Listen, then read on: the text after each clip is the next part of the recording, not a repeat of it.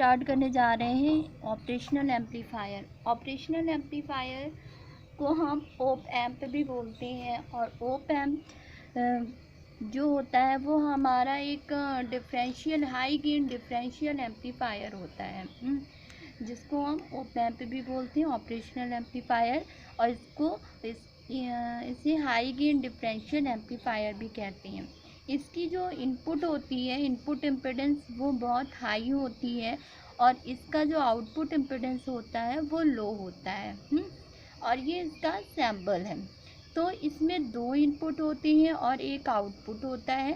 इसमें एक इनपुट जिसमें नेगेटिव टर्मिनल्स होता है और दूसरा इनपुट जिसमें पॉजिटिव टर्मिनल्स होता है।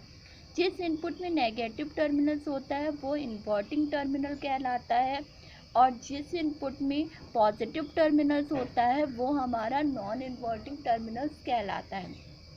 इन्वर्टिंग टर्मिनल्स और नॉन इन्वर्टिंग टर्मिनल्स से ये मतलब होता है कि इन्वर्टिंग टर्मिनल जो क्या करता है वो अपनी इनपुट से आउटपुट में लगभग 180 डिग्री का फेज शिफ्ट कर देता है, 180 डिग्री का फेज शिफ्ट करता है। और नॉन इन्वर्टिंग टर्मिनल्स क्या करता है, इनपुट से आउटपुट में कोई भी फेज शिफ्ट नहीं करता है, ये क्या करता है, सेम फेज रहता है।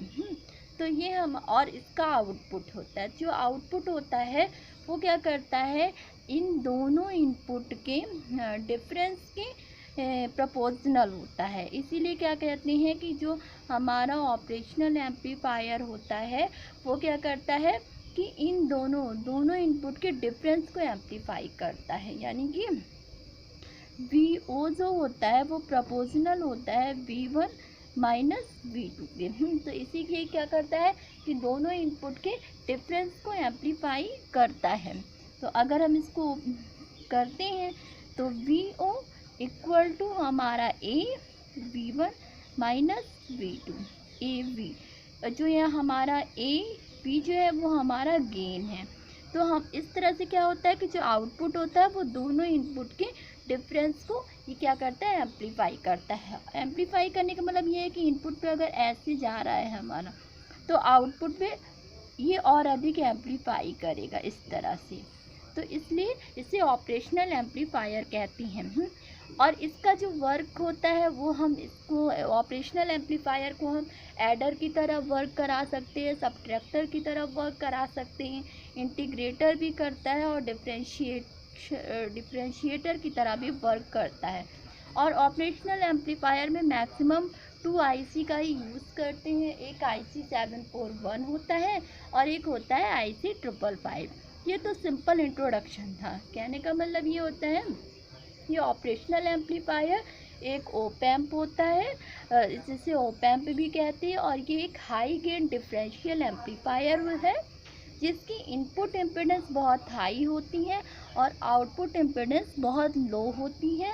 और ये क्या करता है, एडर, सब्ट्रैक्टर, इंटीग्रेटर और डिफरेंशिएटर की तरह इसे वर्क कराया जा सकता है। और जो इसके दो इनपुट टर्मिनल्स होते हैं, एक V1 V2, और जिसमें जो नेगेटिव टर्मिनल्स होता है वो इन्वर्टिंग टर्मिनल्स कहलाता है, और जो पॉजिटिव टर्मिनल्स होता है वो हमारा नॉन इन्वर्टिंग टर्मिनल्स कहलाता है। इन्वर्टिंग टर्मिनल अपना इनपुट से आउटपुट में क्या करता है, 180 डिग्री का फेज शिफ्ट करता है, और नॉन इन्वर्टिंग टर्मिनल्स ये क्या होता है, सेम रहता है, कोई फेज शिफ्ट नहीं करता है। और इसके कुछ स्पेसिफिकेशन होती है जो क्या करता है, आइडियल ओप एम्प के कुछ स्पेसिफिकेशन होते हैं जो क्या करता है, ऑपरेशनल एम्पलीफायर को आइडियल ऑपरेशनल एम्पलीफायर की तरह वर्क कराता है। इसकी इनपुट रेजिस्टेंस जो R1 होती है वो आइडियल में, ये आइडियल के लिए है। तो इनपुट रेजिस्टेंस जो होती है R1 वो इनफाइनाइट होनी चाहिए। आउटपुट रेजिस्टेंस RO क्या होनी चाहिए, 0 होनी चाहिए। वोल्टेज गेन जिसे AV, ये AV है, voltage gain AV minus infinite होनी चाहिए।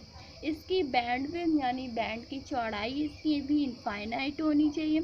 और परफेक्ट बैलेंस बनाने के लिए V1 जो होता है V2 के बराबर होना चाहिए, और जो VO होता है वो 0 के बराबर होना चाहिए। और CMRR जो कॉमन मोड रिजेक्शन रेशियो है वो भी इनफाइनाइट होना चाहिए और ये स्टेबल होना चाहिए। ऐसा नहीं कि टेम्परेचर के साथ साथ इसका मान घटता रहे या बढ़ता रहे, ये नहीं होना चाहिए। तो ये तो जनरल इंट्रोडक्शन था हमारा ऑपरेशनल एम्पलीफायर का।